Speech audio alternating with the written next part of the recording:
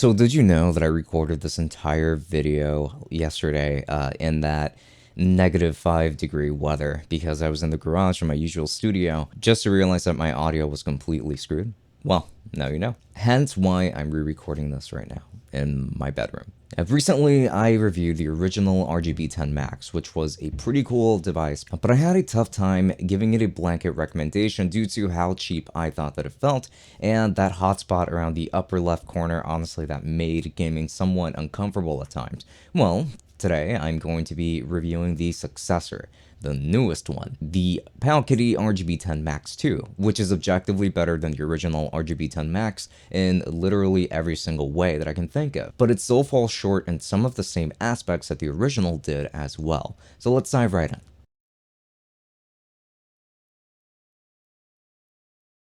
For more content, do make sure to subscribe to this channel because we upload fairly often and focus on all sorts of tech products. So do make sure to leave us a like and comment any of your thoughts down below while you're at it.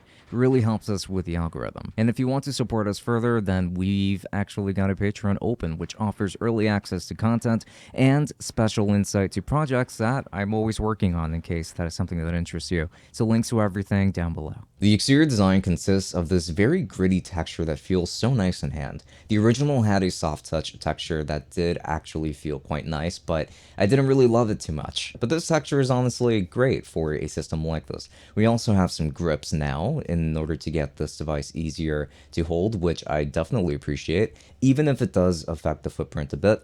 I went with the Panda model since I thought that it looked the best out of any of the other models, but I also realized that so many other people already have this one, so unfortunately I'm not unique. Now this device certainly feels a lot more sturdy than the original, and it feels like it's using a thicker shell this time around as well. I love how the system feels in the hand. This device still looks very sleek to me, and just about everything on the exterior is an improvement on the last design, which I will talk about here with the buttons and the ports on this system as well. So this device features your usual buttons, with the Nintendo layout being the main one here, and the symbols have finally been engraved onto the buttons themselves this time, so we no longer have that cheap looking labeling from before. This device also has stacked shoulder buttons, which a lot of people will appreciate and I definitely like. This is going to be instead of the more linear approach from before, and I do like that. You also have the exact same ports and buttons on top, which are going to be featuring a sleep wake button, a Wi-Fi switch, volume controls, a headphone jack, two USB-C ports, one for charging and the other for data, a reset button, and a micro SD card slot. So the face buttons over here are going to be quite great. Probably even better than before, since they are more satisfying when pressing, and that especially goes for the D-pad, which feels very good in my opinion. It has kind of an 8-bit dough texture to it that makes it very good for many games, and I definitely enjoy using it. The additional buttons on the front for navigation feel less cheap thanks to the stronger shell, so while they are still clicky and loud, they still feel pretty great.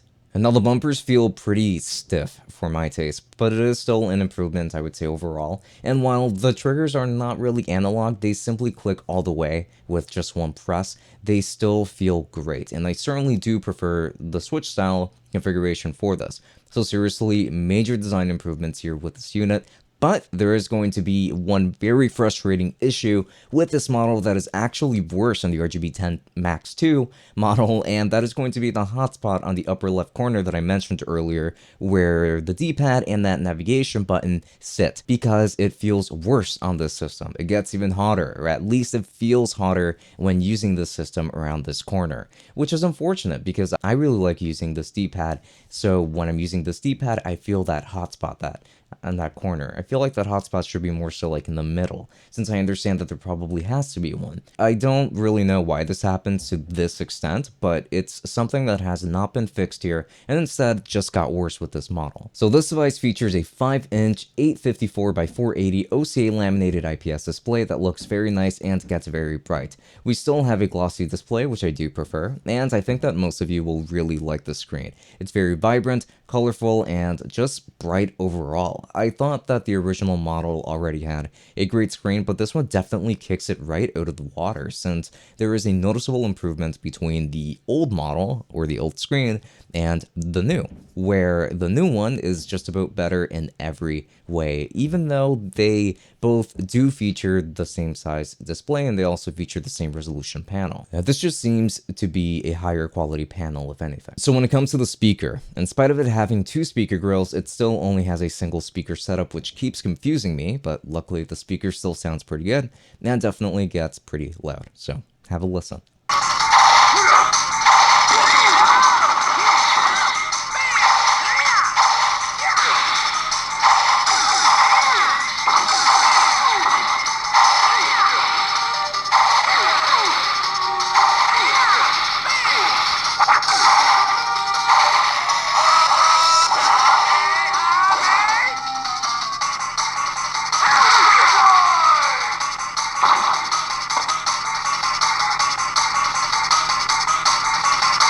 This device is running a version of Emulec, and I don't know if this was on purpose or if it was done for a gag, but it just had to be said.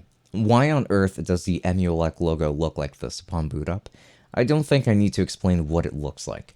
But anyway, this version of Emulec does look pretty cool, but not super clean. It just looks good, but you might have an annoying time navigating the UI. I kind of miss Ambernick's take on Emulec when looking at this version, especially when it comes to the logo, since it feels a bit messy, but it is usable nonetheless, don't get me wrong. Now, this is going to be Linux-based, similarly to most devices that you're going to come across like this, so that aspect isn't really very surprising. The UI is also going to be just fine, but probably not my favorite implementation, even if it does still look pretty cool. Now, this is when we start to talk about game performance, and I will be discussing the performance without touching the settings because I want people to get an impression of what buyers should expect out of the box, and I think that it's only fair to review this device based on what it can do as is with minimal tinkering, since like me, I don't like having to do too much tinkering on a device like this. I do not like to tinker around in RetroArch, so I wanted to go through this review with these things in mind, assuming that most people will be that way as well. But do know that there is still some tinkering to be done, especially within RetroArch, which is the backend that powers almost every emulator moving forward. So let's start off with PSP, which actually runs on the PPSSPP backend, which is also pretty easy to tinker with if you want to, as the settings are going to be very obviously placed for you within the menu system.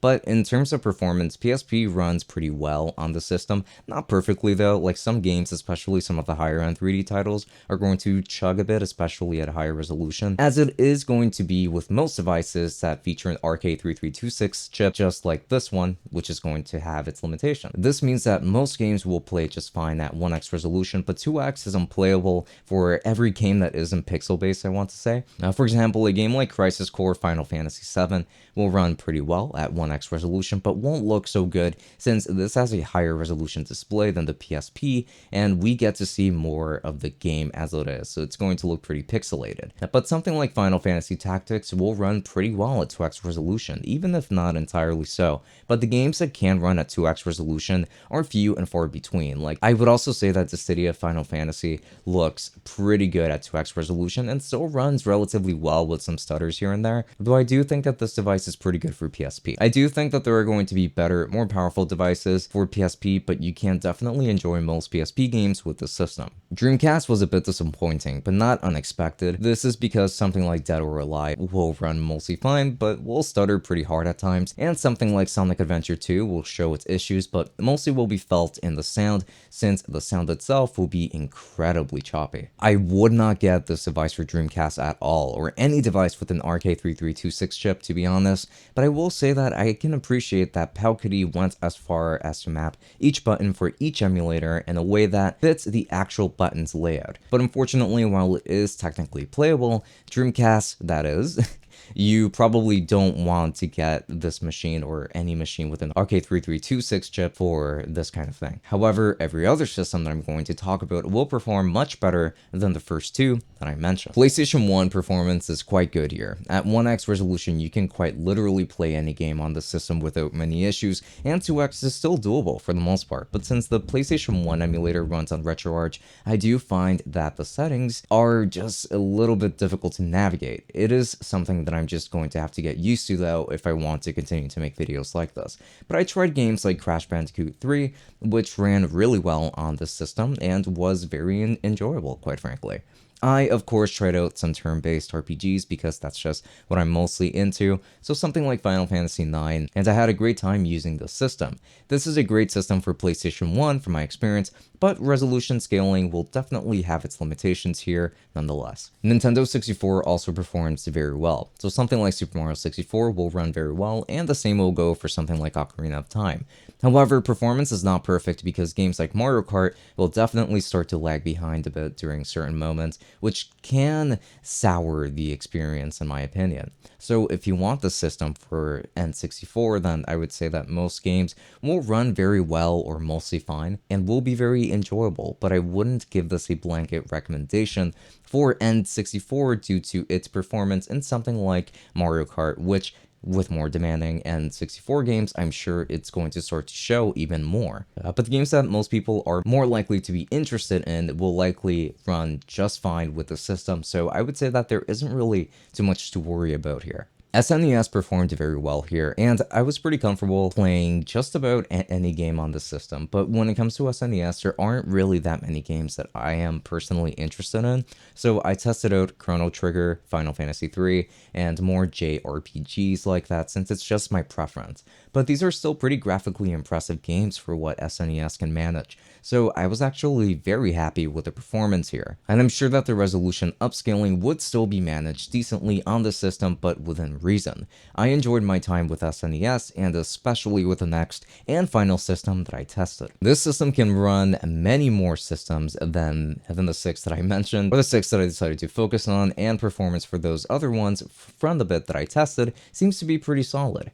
Now, the last system that I tested was Game Boy Advance, which obviously runs very well since GBA is not a challenging system to emulate whatsoever. Just about any Android phone can run GBA without many issues, if any. So I have to say that you will enjoy your time with every game that you enjoy for the Game Boy Advance, even the ones that have elements of 3D movement or models. Obviously, the Pokemon games will run very easily here too, so no worries about that. So when it comes to battery life, I want to be honest and say that I can get roughly 3.5 hours if I'm playing PS1 and sometimes lower than that. With most 3D games, those will drain the battery much more quickly than the 2D titles, which can allow for maybe closer to 4 hours or 4.5 hours, it depends. It is going to be depending on the system that you're emulating as well. So I want to say that the RGB10Max 2 is better in almost every way except performance in the original, since they are both roughly the same since they have the exact same chipset. But considering that these are both very close in terms of pricing from what I have seen, the RGB10Max 2 is objectively the better buy, due to everything that it does much better than the original. It also doesn't really cost much more than the original. Now, is it worth the upgrade from the RGB10Max to the RGB10Max 2? Probably not, because you're getting a better shell, really. Now, the screen, the shell, the grip, the texture, the buttons, the shoulder buttons, etc. If you wanted to get one of these systems from Powkiddy, then please ignore the original RGB10Max and just look at the newest version 2 model. Keep your expectations in check as well, because this system isn't really the most powerful one out there, since it is running the same chipset that I'm tired of mentioning at this point. But with that said, I am much more comfortable recommending this device over a lot of the other RK3326 devices out there. So thank you so much for watching this video up until the very end. It is always very much appreciated. If you liked this video, then do make sure to leave us a like. A subscription would also very much help us out in growing this channel. There are going to be many more retro handhelds that I'm going to be reviewing in the future. I'm waiting on my Odin to come in as well, and the RG552 is around here since Ambernick sent over my replacement. I would love to give a very special thanks to all of our patrons, beginning with the tier 3s, whom are going to be Omar, Aaliyah, and Sada Wazal. Thank you so much for all of your support, because it really does go a very long way. So on to the rest of our patrons coming right up, which are going to be the tier 2s that you should be seeing on screen by now. So thanks to all of you, every single one of you, for making all of this possible. Thank you. So with that said, this has been Francisco from Tech Summit.